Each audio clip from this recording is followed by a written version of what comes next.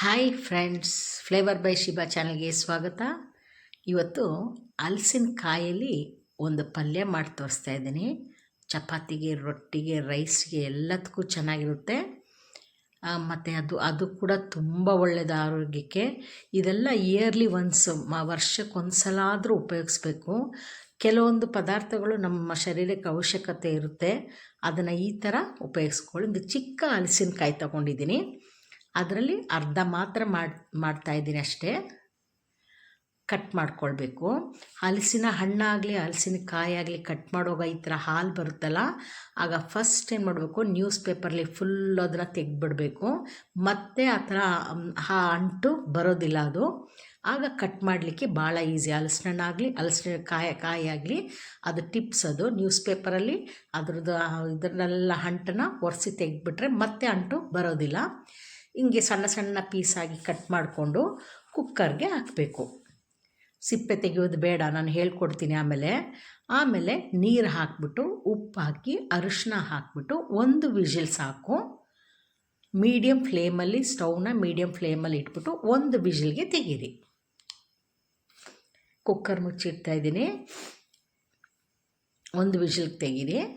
ತೆಗೆದಾಗ ಅದು ಬೆಂದಿರುತ್ತೆ ನೋಡಿ. ಈಗ ನಮಗೆ ಸಿಪ್ಪೆ ತೆಗೆಯೋದು ಭಾಳ ಈಸಿ.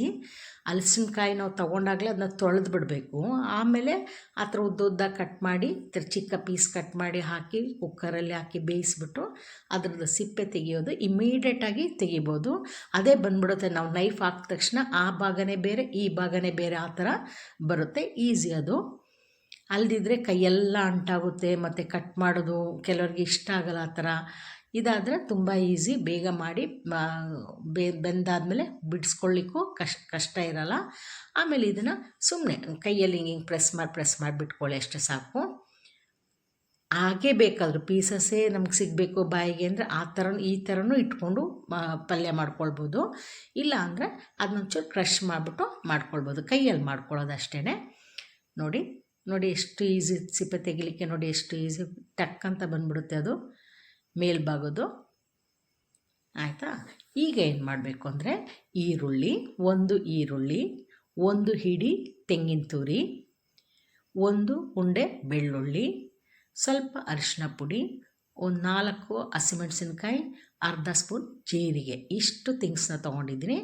ಇದಿಷ್ಟನ್ನು ಮಿಕ್ಸಿ ಜಾರ್ಗೆ ಹಾಕ್ಬಿಟ್ಟು ನೀರು ಹಾಕದೇ ತರಿಯಾಗಿ ಗ್ರೈಂಡ್ ಮಾಡಿ ತಗೊಳ್ಳಿ. ಈ ಥರ ತರಿಯಾಗಿ ಇರಬೇಕು, ನೀರು ಹಾಕಬಾರ್ದು. ಆಯಿತಾ? ಈಗ ನಮಗೆ ಒಗ್ಗರಣೆ ಮಾಡೋಣ. ಒಂದು ಬಾಣಲಿ ಇಟ್ಬಿಟ್ಟು ಎಣ್ಣೆ ಹಾಕಿ, ಎಣ್ಣೆ ಬಿಸಿ ಆದಮೇಲೆ ಒಣಮೆಣಸಿನಕಾಯಿ, ಕರಿಬೇವಿನ ಸೊಪ್ಪನ್ನ ಹಾಕಬೇಕು. ಅದೆರಡು ಹಾಕಿ ಅದು ಫ್ರೈ ಆದಮೇಲೆ ನಾವು ಈ ಥರ ತರಿಯಾಗಿ ಗ್ರೈಂಡ್ ಮಾಡಿ ಇಟ್ಕೊಂಡಿದ್ವಲ್ಲ, ಅದನ್ನು ಹಾಕ್ಕೊಳ್ಬೇಕು. ಅದ್ರದ್ದೊಂದು ಹಸಿ ವಾಸನೆ ಹೋಗಬೇಕು, ಒಂದು 2 ನಿಮಿಷ ಅಷ್ಟೇ. ಆಮೇಲೆ 1/4 ಸ್ಪೂನು ಅಚ್ಕಾರದ ಪುಡಿ, 1/4 ಸ್ಪೂನು ಧನಿಯಾ ಪುಡಿ, ಮತ್ತು 1/4 ಸ್ಪೂನು ಪೆಪ್ಪರ್ ಪೌಡ್ರು, ಕರಿಮೆಣಸಿನ ಪುಡಿ, 1/4 ಸ್ಪೂನು ಗರಂ ಮಸಾಲ, ಇದಿಷ್ಟನ್ನು ಹಾಕ್ಕೊಳ್ಳಿ. ಹಾಕ್ಕೊಂಡು ಚೆನ್ನಾಗಿ ಮಿಕ್ಸ್ ಮಾಡಿ. ಅದಕ್ಕೆ ಆಗಲೇ ಒಂದು ಒಳ್ಳೆ ಫ್ಲೇವರ್ ಬರುತ್ತೆ, ಗಮ್ ಅಂತ ಅನಿಸ್ತಾ ಇರುತ್ತೆ ಆ ಟೈಮಲ್ಲಿ. ಈಗ ಬೆಂದಂಥ ಈ ಹಲಸಿನಕಾಯಿನ ಇದ್ರೊಳಗೆ ಹಾಕಿ ಮಿಕ್ಸ್ ಮಾಡ್ಕೊಳ್ಳಿ. ಮಿಕ್ಸ್ ಮಾಡ್ಕೊಂಬಿಟ್ಟು ಬೇಕಾದರೆ ಹಾಗೆ ನಾನು ಹೇಳಿದಾಗೆ ಅದು ಪೀಸಸ್ ಇದೆಯಲ್ಲ, ಹಾಗೆ ಬೇಕು ಅಂದರೆ ಹಾಗೆ ಮಿಕ್ಸ್ ಮಾಡ್ಕೊಳ್ಳಿ. ನಾನು ಕ್ರಷ್ ಮಾಡಿ ತೆಗಿತೀನಿ, ಅವಾಗ ಅದು ತಿನ್ನಲಿಕ್ಕೂ ಚೆನ್ನಾಗಿರುತ್ತೆ. ನೋಡಿ ಹಿಂಗೆ ಮಾಡ್ಕೊಂಬಿಟ್ಟು ಸ್ವಲ್ಪ ಉಪ್ಪು ಹಾಕ್ಕೊಳ್ಳಿ. ನಾವು ಆಲ್ರೆಡಿ ಉಪ್ಪು ಹಾಕಿ ಬೇಯಿಸಿದ್ದೀವಿ, ಆದರೂ ಇದಕ್ಕೊಂಚೂರು ಮಿಕ್ಸಿಂಗ್ ಇರಲಿ ಅಂತ ಅಷ್ಟೇ. ಈಗ ಅದನ್ನು ಸರ್ವ್ ಮಾಡ್ಕೊಳ್ಳಿ. ಸರ್ವ್ ಮಾಡಿಕೊಂಡು ನಮಗೇನಾದರೂ ಲೈಟಾಗಿ ರಸಮ್ ಆ ಥರ ಸಾರುಗಳೆಲ್ಲ ಮಾಡಿದಾಗ ಅದಕ್ಕೆ ನಂಚ್ಕೊಳ್ಳೋಕ್ಕಾಗುತ್ತೆ. ಇಲ್ಲಾಂದರೆ ಚಪಾತಿ ಜೊತೆ, ರೊಟ್ಟಿ ಜೊತೆ ಅದಕ್ಕೆಲ್ಲ ಭಾಳ ಚೆನ್ನಾಗಿರುತ್ತೆ. ಟ್ರೈ ಮಾಡಿ.